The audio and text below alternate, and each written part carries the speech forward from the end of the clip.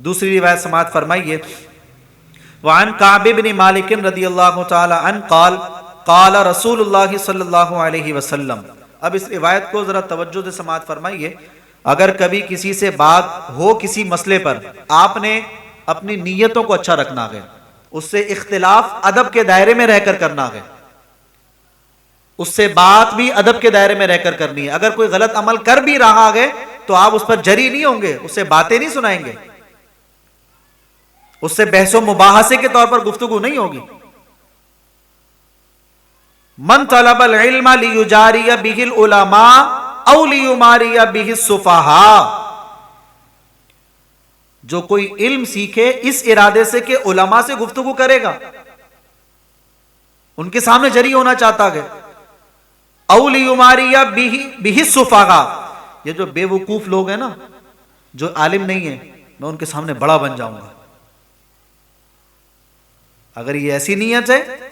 آپ کے نبی علیہ الصلوۃ والسلام ارشاد فرماتے ہیں او یصرف بہ وجوہ الناس الی، یا وہ چاہتا ہے لوگوں کا اٹریکشن مجھے مل جائے۔ ارے یار کیا بات کی ہے ماشاءاللہ مفتی صاحب نے،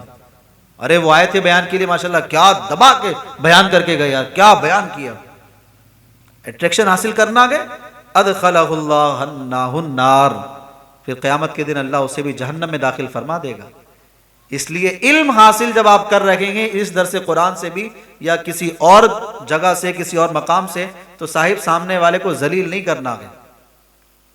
اس کو بتانا ہے تو اس کی اصلاح کی نیت سے،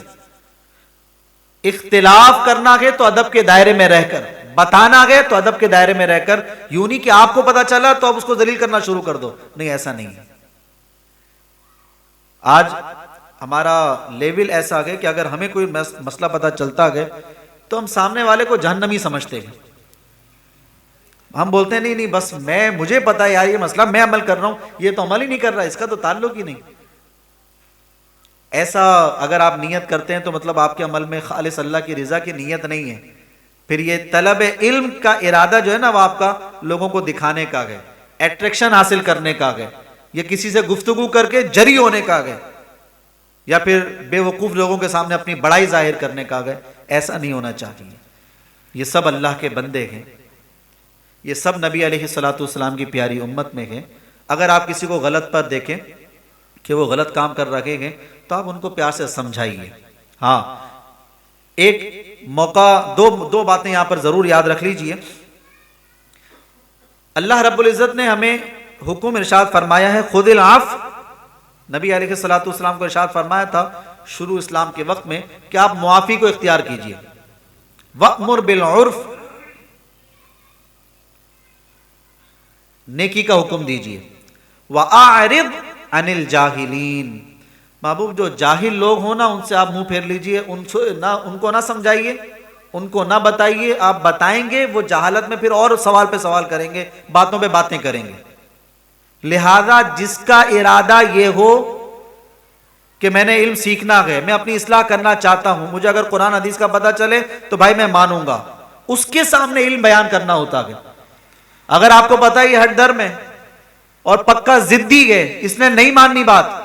تو پھر اس کے سامنے اللہ رسول کے فرامین کو نہیں پیش کیا کرو، یہ پھر علم کی بے ادبی کہلاتی ہے کہ آپ علم ایسے کے سامنے پیش کر رہے ہو جو علم کا اہل نہیں ہے۔ یہ علماء نے فرمایا جیسے تم کسی مجنون پاگل کے سامنے علم بیان کر رہے ہو۔ اب دو باتیں ہو گئیں،